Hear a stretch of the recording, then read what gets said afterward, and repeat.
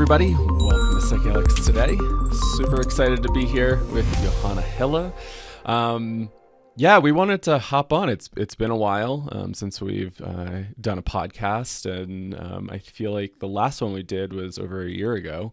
Wanted to hop on, share some thoughts, ideas, and catch up. So how's it going, Johanna? Yeah, well, it's going well. We speak every day, so I don't know if there's anything new to update in that frontier. But now that we're here to talk about psychedelic education and how it's been going with Vital in general, I guess what I wanted to stress to start is that it's this journey of having been part of Vital has completely blown my mind. And I didn't know that it's possible to be able to be creating a community like this. And yeah, just super grateful to be part of it and excited for this discussion. Yeah, we've been really on the ground, just in the weeds with Vital, which has been so exciting over the past 2 years. So one of the reasons why I haven't been on the podcast much and doing less interviews, because we're deep in it. And we also just got back from traveling to New York, which was fun. We hosted a little meetup for some of the Vital students and community in New York with a sound bath. And that was super fun. And, you mentioned community as like a big piece of this within kind of like our education. And yeah, what was it like for you at that event? Like for me, it was like, oh, community coming together, people coming together. And it felt really, really great. Yeah, I think the most astonishing part was seeing how from far away people came from, and also seeing that statistically, I guess now we have over 300 graduates and 150 or so current students. And just to see how many people actually came, and statistically it probably means that almost everybody from New York area or from the vicinity actually made the effort to come. And there were a few people who couldn't come who were very sad about it and wrote me some messages afterwards. And also the organizers of the sound bath, they were friends from before, but they were also collaborating professionally for the first time in the form of the sound ceremony. And it was just such a beautiful offering. And I think everybody just thought that the event was really wonderful. And I'm really noticing this sort of special quality in the people who come to Vital. They have this sort of willingness to learn, but they're oftentimes also very like educated and capable already in themselves, already doing amazing things in the world, and very open-minded and open-hearted. And so it's just I love it. I love being able to be there on the ground and also to introduce people to one another and helping to facilitate those connections that then later hopefully turn into friendships or professional collaborations. And a couple of older students who came also, you see them and they've actually already formed those collaborations, and it's so precious to see what they're doing in the world. Well, it was fun. One of the organizers for the event mentioned in the beginning that this event kind of came full circle, and I forget how the venue all lined up. And so the person, their husband owned the venue, and they were actually part of Vital the first year, actually in my study group. They just said like this was kind of part of their final project that first year, and so it was really cool to have like something like this Vital meetup for the community come full circle with a Vital grad actually hosting us, and we had a wonderful sound bath. It was such a beautiful space, and I just kind of love that synchronicity because I wasn't too involved in like the venue planning or anything like that. It was just so interesting how it all kind of aligned. And when I saw that person's name, I was like, I know them. And it took me a while to realize who it was, from seeing it on paper and then obviously in person. Yeah, absolutely. So that was a really beautiful thing. Yeah, so thanks everyone who came. Thanks everyone who helped organize, who might be listening to this. It's we're really deeply appreciative. And one idea that did come to me there was that we really need to, I help the students to also organize these kinds of meetups themselves, because there's so much capacity and potential, and people obviously know their networks. So maybe that's something that we can explore in the future, is just lending a helping hand for students who are already hoping to do something around community building in their area. And maybe sometimes we could just arrive and come and join. Who knows what the future might bring. Yeah, growing that nice mycelium network, right? Like having people self-organize and create that network. I think it's really special. So I want to like dig in from, I think last time we actually podcasted together, we were talking about psychedelic education. And I think we've learned a ton over the past few years with running Vital. And then just also thinking about how like the, I guess, field has been rapidly changing within education and just how people are getting involved. And so I would love to maybe start with, what are some like big lessons that you've learned over the past few years being in education, and maybe also how have things evolved? And that could also just be, bigger general field kind of like evolution. Yeah, a great question. And it's such a rich conversation topic, and also something that I know both you and me are thinking about all the time. Um, I guess the biggest takeaway for me from these past couple of years is that what people are really looking for is transformative education, and finding ways to understand themselves better through these experiences so that they can actually help other people. And I think that's also what sets us apart from other education providers, because we really challenge our students to do that and to find those ways in which they need to go a little bit deeper into their own process so that they are actually really, really in the service for other people, and not um, operating from a place of the ego, or operating from a place of wanting to have power, or wanting to be influential in the field, but really for like a genuine human compassion and kindness, and orienting themselves from that place. And yesterday, Mike Sapiro also gave a lecture which was very much around this. And it was actually the first time that he gave a lecture on this topic, but I really loved it because he brought in this question to the students, which is that, how do you see yourself in the field? Like, what are your gifts and what are you really bringing into this? And I think it's so great that we're really allowing our students the freedom to explore this question, and we're helping them in the process without expecting them to have the final product immediately, or knowing exactly what they want to be. And I think being able to mentor and facilitate that process where people discover themselves and discover their own gifts is, for me, the most fulfilling part of this role. And surprisingly enough, and maybe I would love for you to hear your response to this same question as well. Um, but we can also talk more about how a lot of it is not really even about psychedelics, but rather about this human development, evolution, and real maturation of the psyche. So, but yeah, what about you? What are the biggest takeaways, Yeah. learning points? Well, I would definitely answer around that transformative education piece. I think I've mentioned that a few times. Maybe I'll start with like my observations from the field and thinking about our evolution. So when Joe and I started with psychedelic education, I mean, we've obviously been doing this through the podcast, right? Like we started off with the podcast in 2016. I was already doing some psychedelic education through Burlington College, where I did my undergrad and taught 2 psychedelic classes there around like 2013, 2014.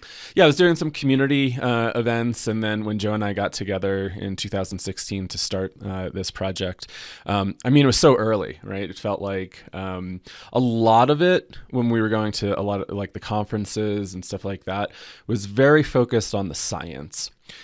which was much needed. But one of the reasons why we kind of started this podcast was to introduce the work of Stan Grof, breath work, and an emphasis on transpersonal psychology, and wanting to really kind of talk about this stuff because we think it's important for this field. But in some of those early days, it was really scientifically oriented. Again, we need the science, and it was important, I think, for those early days to really focus on that to help break some of the taboo and stigma, right? Because we still are dealing with stigma, even though we're probably all in a psychedelic bubble.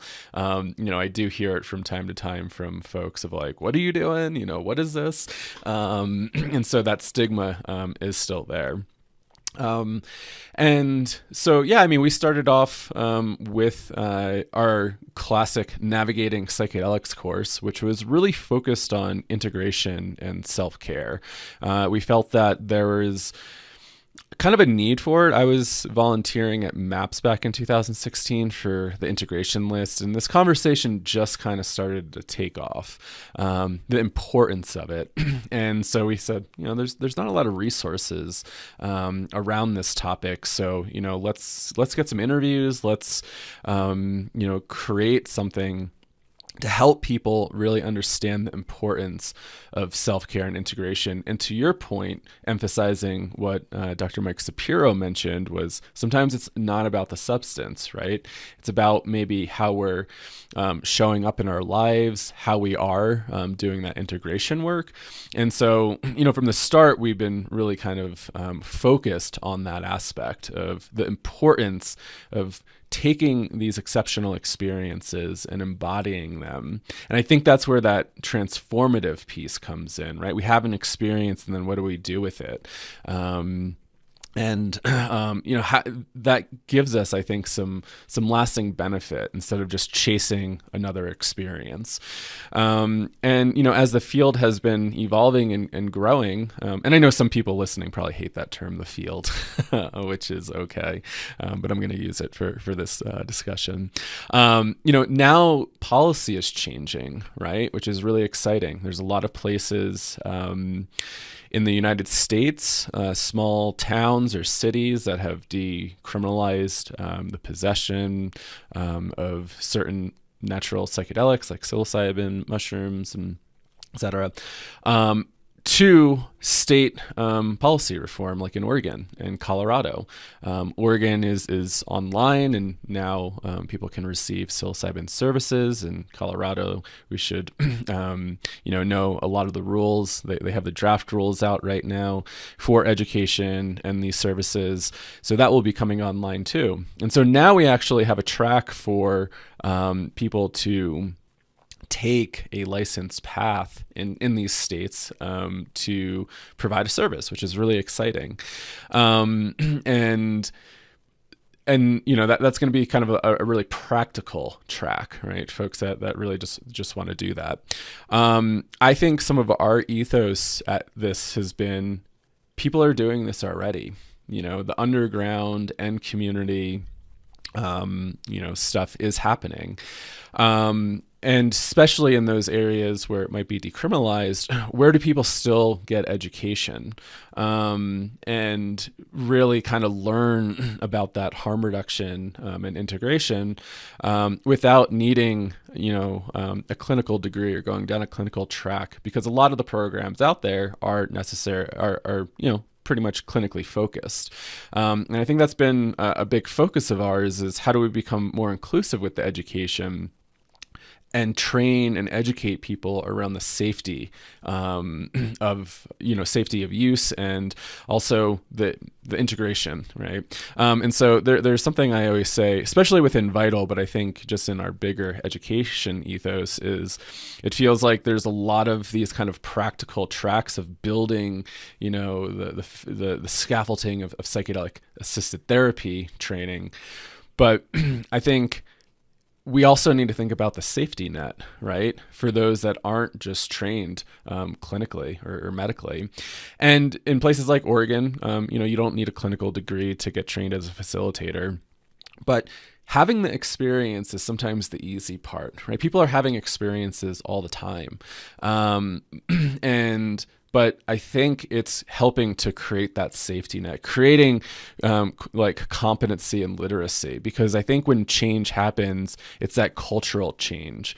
So what happens when somebody has a really big transformative experience and then they go back to their community, they go back to their friends, their family, and they don't understand it, and they might maybe dismiss somebody's experience or their system that they went back into. They see this really profound change happen, and then they think it's scary, right? They go, oh, they took this drug, they took this, substance, and, what's wrong with them now, right?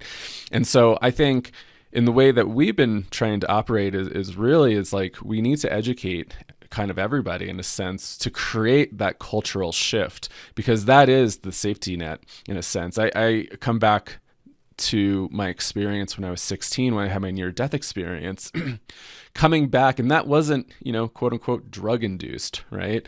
And medicine induced, however you want to define that. That was from a snowboarding accident, and I came back and I felt like the culture at the time couldn't contain it. Just psycho-spiritual crisis was just outside of like the cultural literacy at that time. And that was really, really challenging to come back and try to figure out my way through. And I found my way through psychedelics, and I felt like it was very healing, very positive, very transformative. But then I found myself escaping a little bit more. We might define that as like some spiritual bypassing. And it was because of that container of not being around people that could understand it. It was so lonely, right? It was like, what the hell do I do with all these experiences now? And it wasn't until I got to Burlington College where I had this like education container where it was focused on transformation, but it was also focused on, that academic and intellectual curiosity. And I think we need that. I think we really need this type of education where it fosters transformation, it fosters our own inner development, our inner work, because if you do want to kind of get into this work, I think that's where it starts, right? We need to really work with ourselves. We need to understand why we're showing up in this space. And that's what Mike was kind of hinting at yesterday during his lecture, right? Who am I? Why am I showing up? Where do I want to be? And if we don't start there and start to really cultivate that, we're just kind of thinking about, oh, I'm kind of just following what everybody's telling me to do. But we got to start with ourselves. I know that was a long-winded response to your question, but or I guess maybe to my question as well. My brain is still waking up. It's pretty early. But yeah, I really think this idea of transformative education is really important for folks than just getting talked at all the time. Yeah, and beautiful. Thank you. What I was thinking about listening to your response around safety is, lately I've been thinking a bit more about like what is it that creates this safety, and like how can you facilitate that? Because like you said, 10 years ago everything was around clinical education. There's all of this new scientific research coming up. People are rocking up in conferences wearing suits instead of tie-dye shirts and like wanting to impress one another all of a sudden. And there's like this whole newly forming culture where we are, as a quote unquote community, psychedelic community, that is the thing, um, being suddenly perceived by the world, and there are these big funds that are being given to psychedelic research. European Union just gave 6 million to the University of It's Groningen, amazing. which is my home university, to the UCL and the no UMCC, sorry, which is the medical part of the university there, to do research on ketamine and other substances. And it's unfathomable to think about that large sums of money going into research just a few years ago, especially in this sort of small, well, it's not a smaller university, but it's not one of the most biggest ones either. But so going back to the question around safety, is like what we're also trying to help the students to recognize is that trust building in this community is super important, and how you really get that trust is by spending time with people, and spending time with people who you maybe instinctually you would be like, well, I'm not sure if we're really aligned. I'm not really sure if there is things that I have to learn from this person. And I think what the study group process for us has demonstrated, now that we've just completed 2 years of it, is that simply allowing people to get to know one another in a conversational environment, which is very built on trust and respect and open-mindedness, um, and giving them 12 months and giving them lots of different types of things to chew on, and to have little types of exercises on it.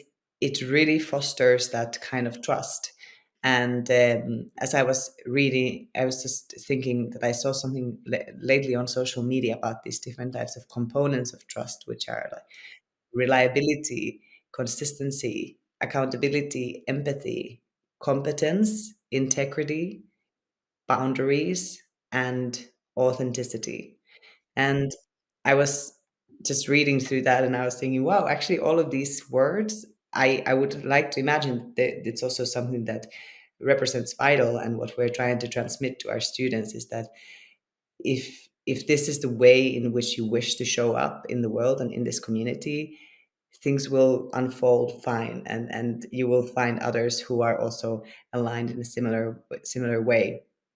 So without getting too high ended about it,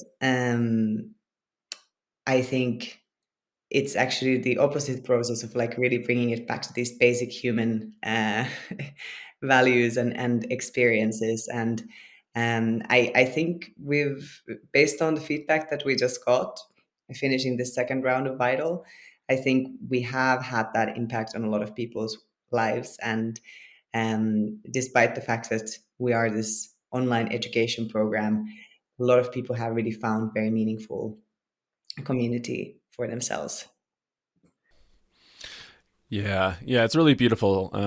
Somebody mentioned the other day just how much the study groups are such an anchor, and I find that myself, even as a group facilitator, of like just coming together with like-minded people in a a cohort for the whole year. It's like, you start to feel like that trust and safety does build to bring some of your personal experiences to really kind of, and then dig into the nuances of all these topics, right? And yeah, it's such a beautiful thing.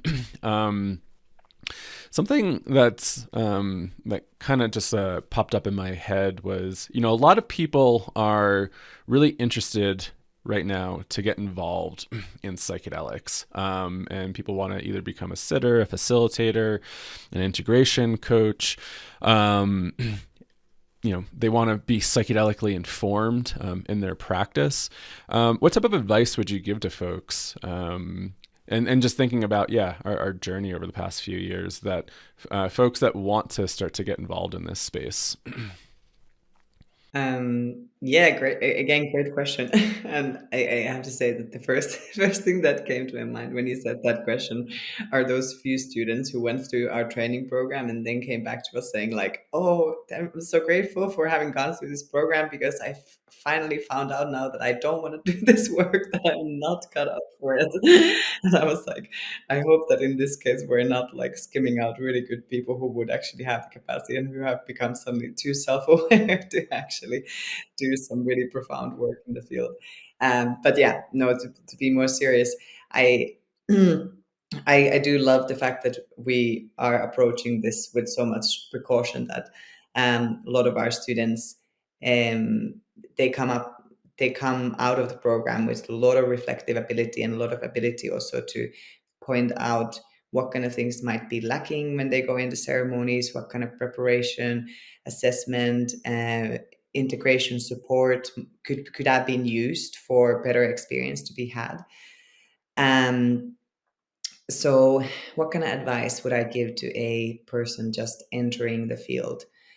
Um, I mean, I think join Vital. It's a bit of a thought through response, but no, to really, first of all, starting to really rigorously educate yourself, and that includes so many different facets of learning. So I think you and me, we just talked about this last week, and it's just like the field of psychedelic studies is neuroscience, anthropology, history, psychology, somatic work. It's a lot of psychology. It's religious studies. It's learning about spirituality. Um, I'm probably missing so many things. It's like it doesn't really exclude any area of human life. So it's like when you start doing this work, it's like you really have to spend time reading books and like really learning from people who have actually been around much longer in this field. Um, and then I think really starting to, in that learning process, connecting with yourself, meanwhile, while you're doing it, maybe doing some medicine work, maybe doing breath work, maybe doing meditation, but really starting to connect with yourself. And this is also something that we teach our students in the course. It's like, what are the basic principles of inner work? I mean, the most easiest one is like start journaling, start tracking your own thought processes, start meditating, yoga, doing some kind of embodiment and somatic exercises, and just like really starting to be able to check in with yourself. Like, where are you at? How are you feeling? What is the weather report of the day? What is your internal weather report? And being able to connect with yourself in that way, so that you first of all see your own responses, and you see when things are coming from inside of you and when they're coming from outside of you. um so I think, I don't know, I don't want to talk about percentages, but like such a vast bulk of this work is about that inner observance and attunement. And then there's that huge piece of also just simply becoming educated in a traditional fashion.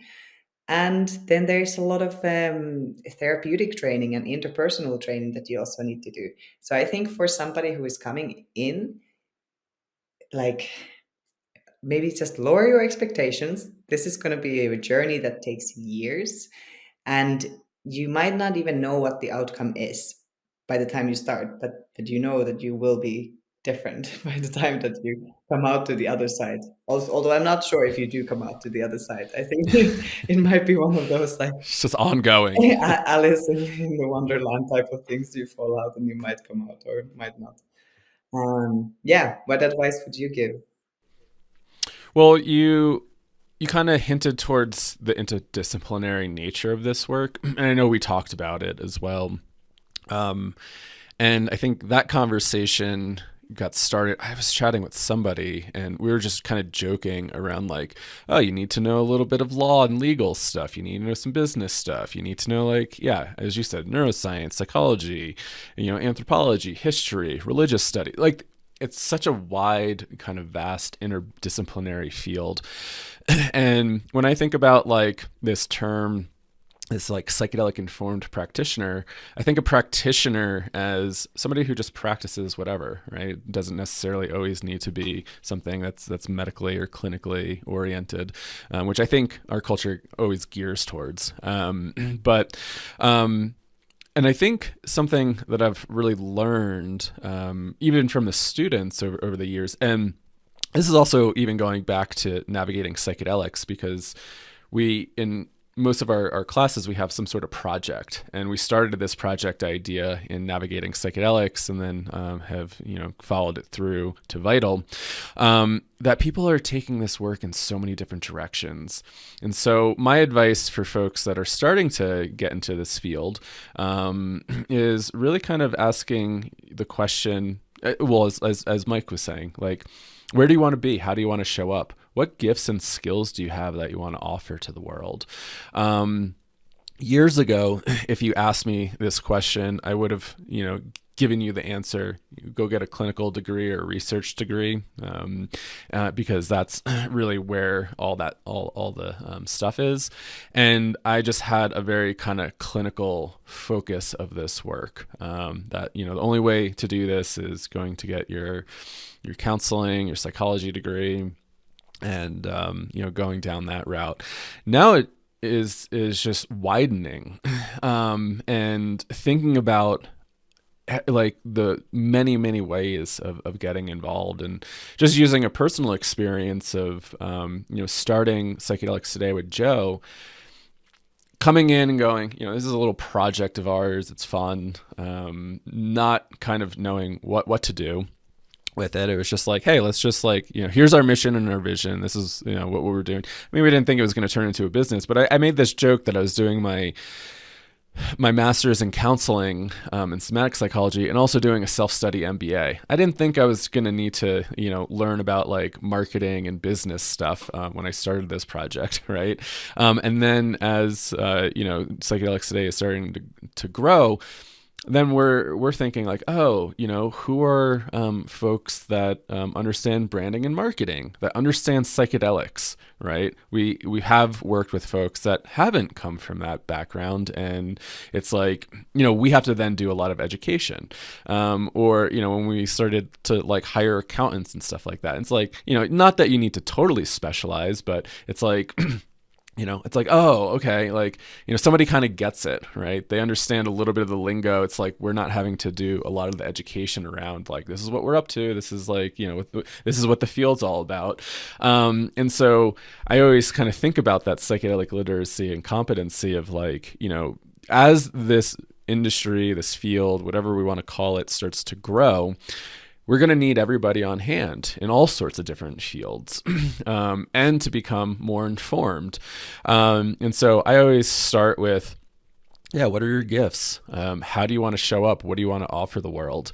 I know I used to get the question a lot, years ago of like, I want to become a psychedelic therapist. And my question would always be, do you see yourself doing therapy without the psychedelics?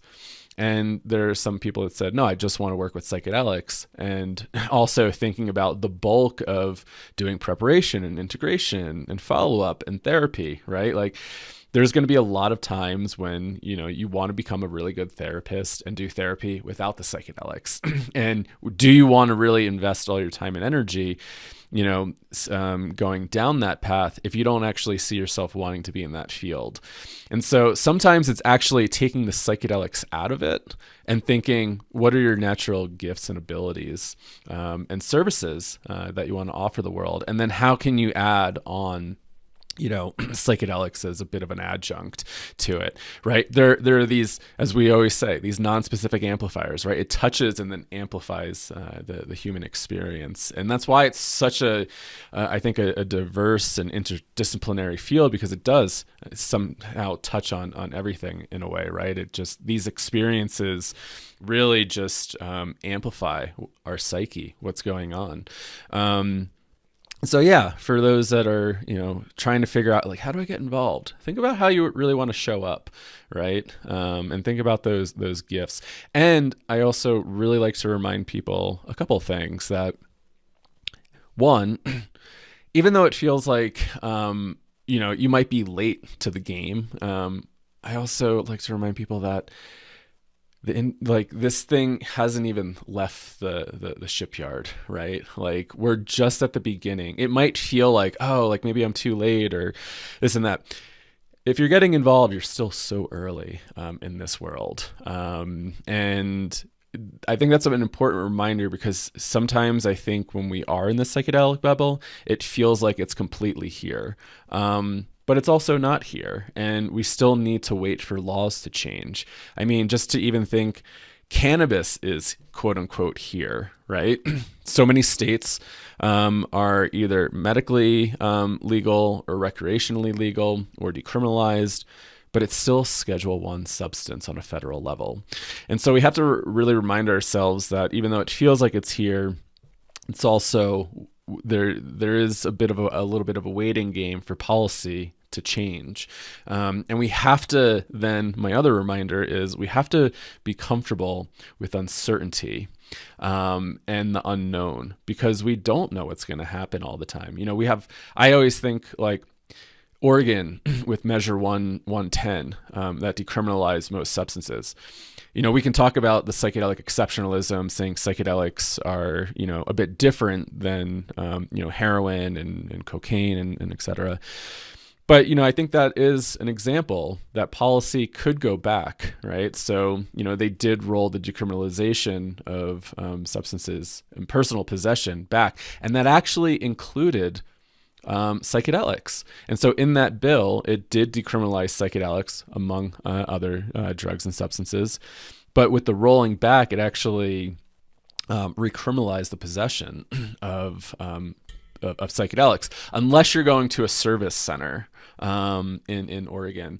And so, I think that's an important reminder that laws can change all the time, right? We can have a lot of forward progress. And I don't know, I think the cat's out of the bag. I think even with these little missteps of going back, they're learning experiences for folks, right? It's like, hey, we did this thing, we learned, and I think we will continue to move forward. But it's still that like sitting with the unknown and uncertainty, which you kind of need to do with psychedelics, right? We don't always know what's going to happen, either when we're with people that are taking psychedelics or our own psychedelic journeys, right? We have to like really be comfortable with the unknown, and so yeah, just really encouraging people to figure out what you really want to do, and then get educated, right? And I think that that's really important. It has felt like the Wild West in the past few years of people just doing all sorts of things.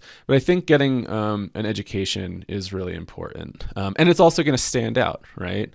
Showing that you've kind of done your due diligence in a sense, and taken some trainings, and versus the person that doesn't have any, and they're kind of just doing God knows what, and then we hear stuff from the community of, oh, this person's doing X, Y, and Z. So Yeah, I mean the definitely agree with everything you just outlined there, and just thinking about the sort of way in which we have structured Vital, and also navigating psychedelics. It's like a mixture of traditional education that you would get in, for instance, in university. We use lecture formats, um, but then in addition, we have these study groups where it's what we hope to do is to bring the learning inside, like to really for it to become an embodied process through discussion and through understanding it, how you're feeling about it. And excuse me, I think that oftentimes people who there's obviously indigenous lineages and so much beautiful traditions that are completely experiential, and they may not be anything written, but it's not to be dismissed to actually really study something. I mean, it's still a very, very important way of learning, and for developing critical thinking skills.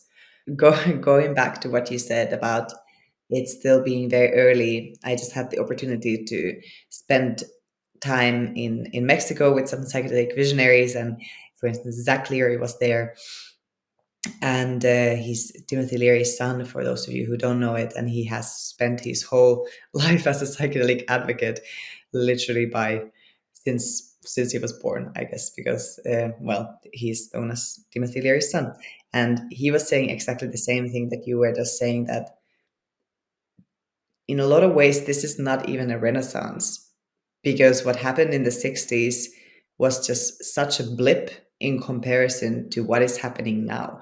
Like, this is actually the first point when we're starting to create a global understanding of these plant substances, and when we're really effectively sharing information about them. So instead of thinking of yourself as like a product of some kind of renaissance which is happening for the second time, and it's like yeah, I mean, these traditions have existed for thousands of years, but they've been very esoteric. They've been largely meant for single tribes somewhere, and now this knowledge is is becoming widespread, with all its negatives and positives, and we're just trying to find our way in being part of the positive side of things, and help to um, create safer ways for people to have these experiences, and and while having reverence and respect for the traditions that have held these substances and relationships with them for so long. So yeah, I think that was a very differentiating idea for me to really think like actually we are really really just starting. Um, yeah. Yeah. Yeah. And, I want to just mention that obviously from some of this talk, we're talking about it from a Western perspective when we're chatting about like education. But I really want to highlight that point about indigenous wisdom and knowledge, and that is such a valid way of knowing and understanding a subject. And also, traditionally, how long it might have taken for somebody to go under this type of training, right? Years, possibly decades of really studying plants or techniques and whatnot. And I think, how do we really honor that and not just write it off and say, oh, we always need like academic training, but in some way it's almost more intense to go through that experiential process and studying and dedicating your life to that for, again, years and decades, versus in our culture, it's like just quick little trainings, right? Oh, I did this weekend thing and now I can go do this. I always think about this quote that our breathwork teacher Lenny says, and I'm going to butcher it. I can't remember it off the top of my head. I think it comes from Plato, but it's about like wisdom and knowledge, and how it's really only after long study and dedication that this spark gets inside of us and becomes alive. But it was that focus on that long study and dedication to something, and really kind of committing to that versus just doing something quick and easy and wanting it. It's just like, it feels like in the culture that we live in now, it's like we want these quick things. But this work takes a very long time to understand, to really embed yourself in. And I think that's really important to emphasize versus maybe like our Western mind and like academic training versus maybe some indigenous and traditional training, that you really lived that experience in a different way. And just wanted to like honor and really acknowledge that is a very valid way of knowing and learning. It doesn't need to be always Western academics, but obviously we live in the Western world, and this is the world that we know and come from. So it's also the way that we're approaching it to some degree. Yes, absolutely. It's a mixture of things, and I guess the reason why I wanted to speak to that Western side of things is also because so much of the ways in which substances have been taught is experiential and therefore very intuitive, and because our Western minds are not necessarily trained like that, there's a much greater capacity for trial and error. So in a way, I think critical thinking skills are absolutely vital in this space, and to really have very careful discernment and feeling your way into things, but also having frameworks, having advisors, having mentors who can also help you to make a judgment about a practice or a situation or a person who's offering a service, and all of that is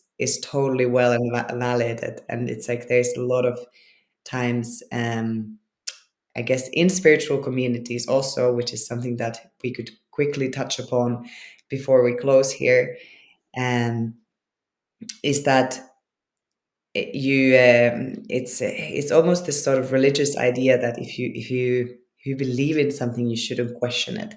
And I think we absolutely should question things, and then we should really be very careful about lending our full trust to somebody or a cause or an ideology without having very carefully considered all different sides of it. And that's not a sign of like not being aligned. I think it's really a sign of just having a very mature way of looking at things from all perspectives. So while So, yeah. yeah, I would just want to emphasize it's a really important topic. And this is a topic that I was chatting about last night in my study group around discernment, right? Because just because ayahuasca or the mushrooms told you X, Y, and Z, does it always mean that that's true? There's so many times where I'm glad I didn't follow the advice of like, because I'm also reminded that that trickster archetype can really show up in psychedelics. Oh yeah. And, do you always trust in the trickster? The trickster is full of wisdom and, excitement, but, sometimes it's not always something you want to fully believe in. You want to question the trickster at times, right? Like, is this actually real or true? And I think that's a really important thing. And had me slow down and question my experiences and have me kind of think critically about some of the stuff.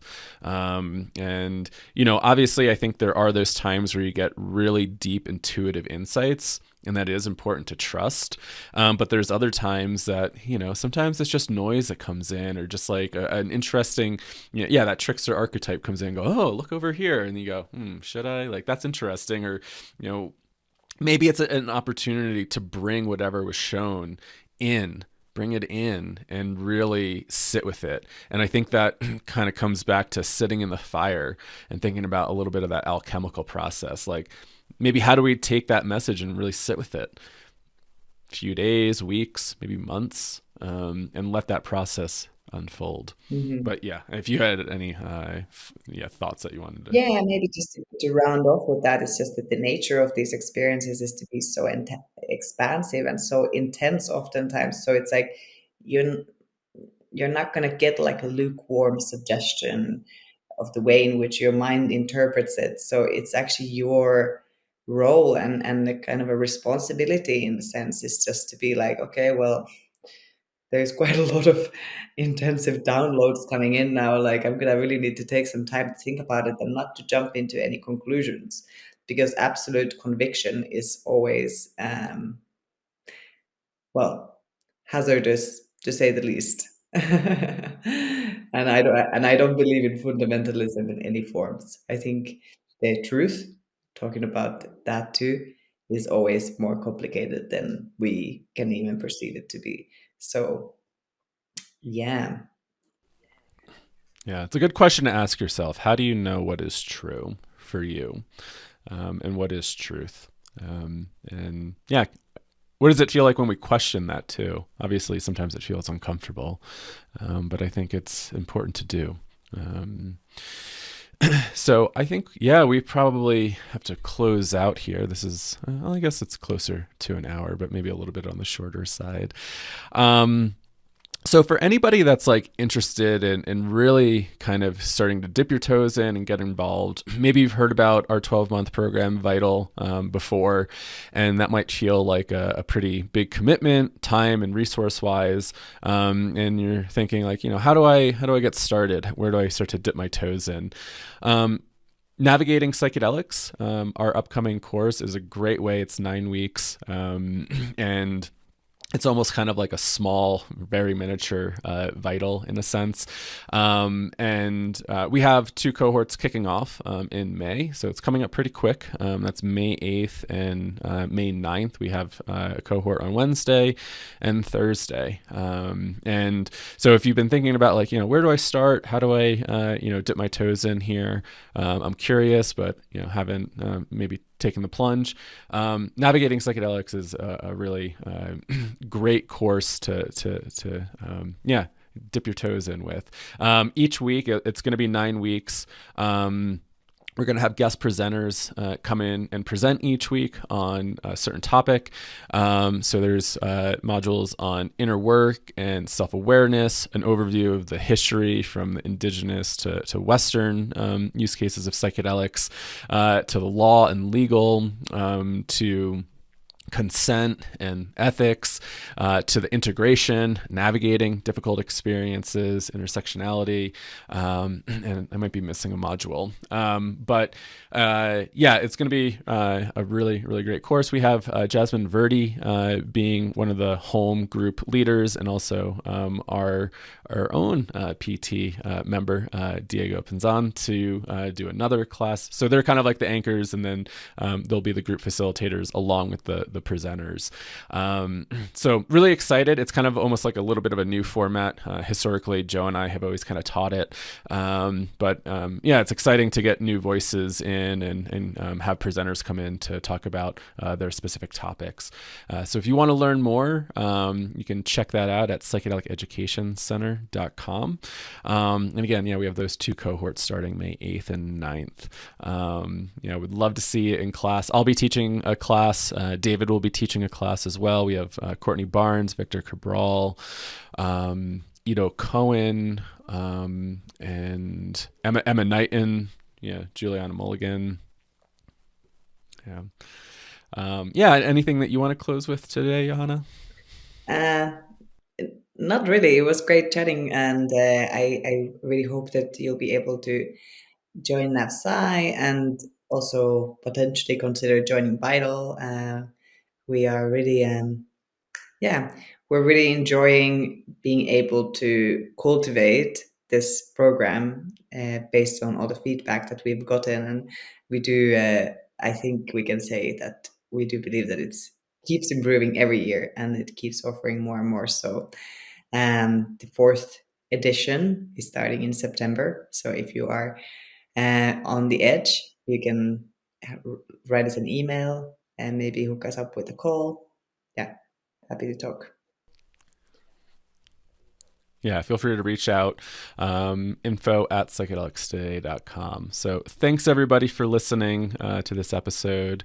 And if you haven't, again, thought about it, maybe it's a nice meditation in the week whenever you're listening to this of, how do you want to show up? What are your gifts to the world? How do you want to be a service to your community? And really, meditate on that and think about that. So thank you, everybody. I hope you have a beautiful week. Beautiful day whenever you're listening to this, and we'll catch you on the next episode. So take care.